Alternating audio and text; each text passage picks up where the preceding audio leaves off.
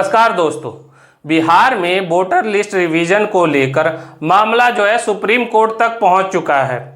अभी supreme court का फैसला आना बाकी है, लेकिन इस पर बिहार में नेता प्रतिपक्ष और लालू यादव के छोटे बेटे तेजस्वी यादव ने किया बिहार के लिए दुर्भाग्य है। बिहार में जो है मतदाता सूची से लोगों के नाम जो है काटे जा रहे हैं। कि हम सर का जो है विरोध नहीं करते, बल्कि उसकी प्रक्रियाओं का हम लोग विरोध कर रहे हैं। तेजस्वी यादव ने कहा कि चुनाव आयोग जो है एक संवैधानिक संस्था है और संवैधानिक संस्था होने के कारण चुनाव आयोग को इसका दुरुपयोग नहीं करना चाहिए।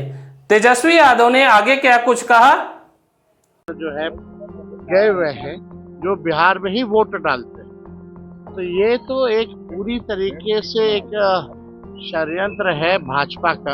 एसआईआर का कोई विरोध नहीं किया है, जो प्रक्रिया जो की गई उस पे जो है विरोध किया गया। आप लोगों ने देखा होगा डिप्टी सीएम जो है उन्होंने तो खुद ही इलेक्शन कमीशन पे थोप दिया सारे मामला।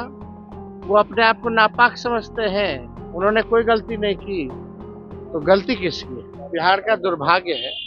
और आप देख रहे हैं लगातार जो है कई वोटर्स का जो है नाम जो है कटा हुआ है और कई लोगों के पास डॉक्यूमेंट नहीं है। और कितने बिहार के लोग जो है बाहर जो है गए हुए हैं जो बिहार में ही वोट डालते हैं। तो ये तो एक पूरी तरीके से एक षड्यंत्र है भाजपा का।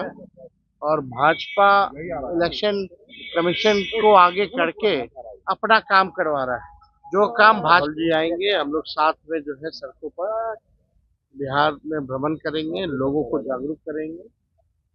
और भी जो इश्यूज हैं बिहार में, बेरोजगारी का, भ्रष्टाचार का, अपराध का,